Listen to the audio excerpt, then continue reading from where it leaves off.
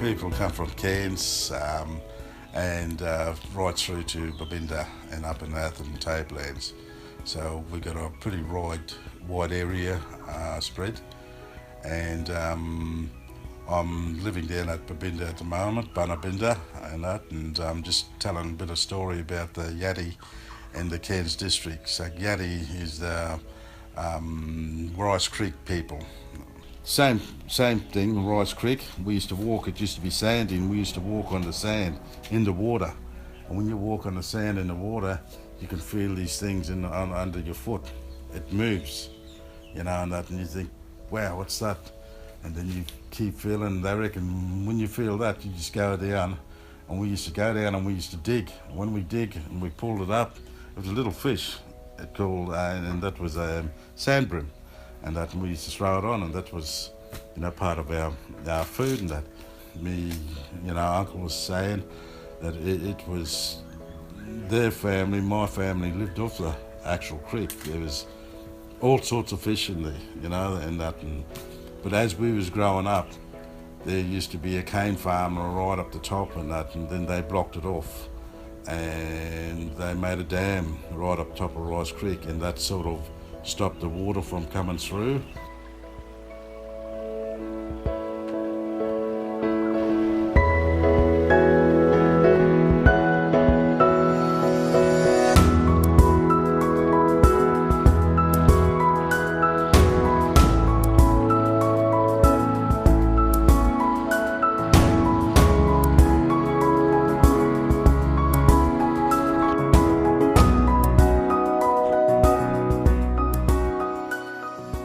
Gardens that once surrounded Hambleton Plantation are now owned by Cairns City Council. The Friends of Sugarworld help them ensure a growing collection of tropical fruit trees, building on the orchards that once stood here. Acres of parkland full of ancient fern-draped trees, iridescent peacocks, exotic fruit, playground and a barbecue. It's the perfect spot for a family get-together. Sugarworld Parklands embraces the local sugar history with a display of machinery and a steam locomotive. As Cairns began to grow and suburbs expanded, in 1991 the Edmonton Sugar Mill processed its last crop for the last time. As the Edmonton mill closed, Sugarworld Parklands was formed. And going to Sugarworld was a family day out, with camel rides and a quick information trip around the parkland on the Sugarworld shuttle, followed by a barbecue lunch, then spending the afternoon on the slides. Cyclone was the fastest slide. It was the rite of passage for kids to get tall enough to be allowed on that ride. Otherwise, you had to double down with Dad. Laurie Lansky worked on the cane line near the Edmonton Sugar Mill. One anecdote recalls Laurie during the masked lapwing plovers breeding season. It is said that one pair of plovers made their nest on the junction line. Each time the train came through, Laurie moved the nest. After the train had passed, he replaced the nest. Anyone who has had the experience with plovers knows that what a brave act this would have been to complete. In the late 1950s, there was a wayward young girl from Edmonton who went to school at Gordonvale. Well, That is what her mother thought. It turns out, once she boarded the rail car, she promptly walked through and got out the other side. She would then spend her day beside Wrights Creek, heading home at the appropriate time. Other days, she stayed on the rail car and went to Aloomba for the day. This wayward girl shall remain nameless. However, she turned out to be a valued and upstanding member of the Edmonton community. The White Wings cake mix that nobody wanted. Lou Piccone told the salesman he would take the lot on the condition of being the sole trader for the product in the area. Well, this newfangled cake mix wasn't selling at all, so Lou had Beryl Anderson make one of each flavour, chocolate, vanilla and orange. They offered them as samples in the shop. Well, as soon as the local ladies tried these cakes, they wanted more. Gordonvale and Irville shops were begging for a few boxes of this magic stuff. No one had them but Piccone's at Edmonton.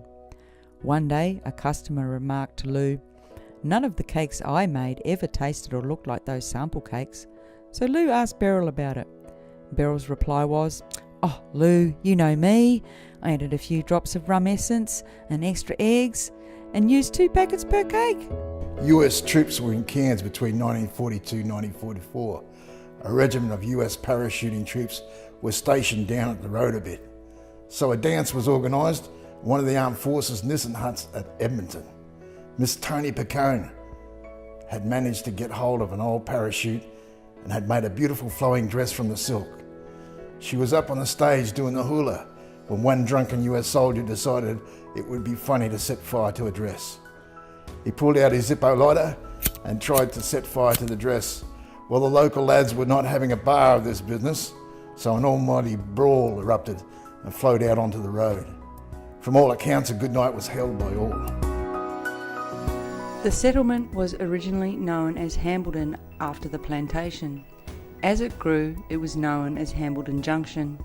This caused some confusion, so in 1914, John Deere, a local plantation owner, made the suggestion to name it after his birthplace in England, Edmonton.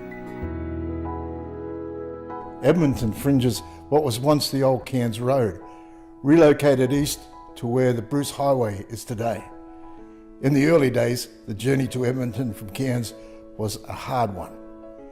There were 8 major creeks to cross, the banks crowded with thickets of rainforest trees, hickory and cedar. Hambledon Sugar Plantation, 10 miles from Cairns, from which I now write, is one of the most beautiful places I have seen in Queensland. There is a magnificent view with wild, rich, tropical vegetation all round. The plantation itself lies in a valley below, and one can see Cairns by the sea in the foreground. There are bananas, tamarinds, pineapples, melons, grenadillas and custard apples ripe in the garden. The latter fruit I have only now tasted for the first time. It was a large one, I ate it all, and the rich creamy flavour satisfied me so much that I have never managed a second. It is much cooler here than in Cairns. After 7 years, the plantation had grown to 6,000 acres. 900 acres were growing in cane. Hambledon Mill yielded 1,100 tonnes of sugar, not cane, and some molasses. In addition to cane, there was 100 acres of bananas, 20 acres of pineapples, 20 acres of fruit trees consisting of 2,000 orange trees, 100 lemon trees, 500 citron trees, 400 coffee trees, 500 lime trees. There was 2 acres of peanuts, 4 acres of ginger, 1 acre of rosellas, 150 coconut trees, and 3 acres of different kinds of things. The name Hambledon came from Thomas Kingsford Swallow, born in Hambledon, a village in England. He arrived in 1879 seeking gold, but grew sugarcane, becoming the biggest producer in Cairns at the time. He supplied sugar to the family business in Melbourne, Swallow's Biscuits, later sold to Arnott's. The valley was perfect for growing cane, and in 1881 Swallow's Sugar Mill was founded, producing the first crush in 1883.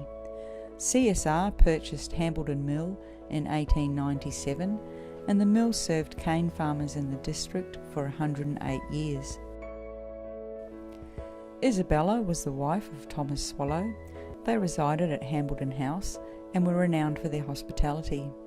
The warmth and welcoming spirit of Isabella was well known. Isabella Falls is named after her, and the tree we are sitting under was planted by her.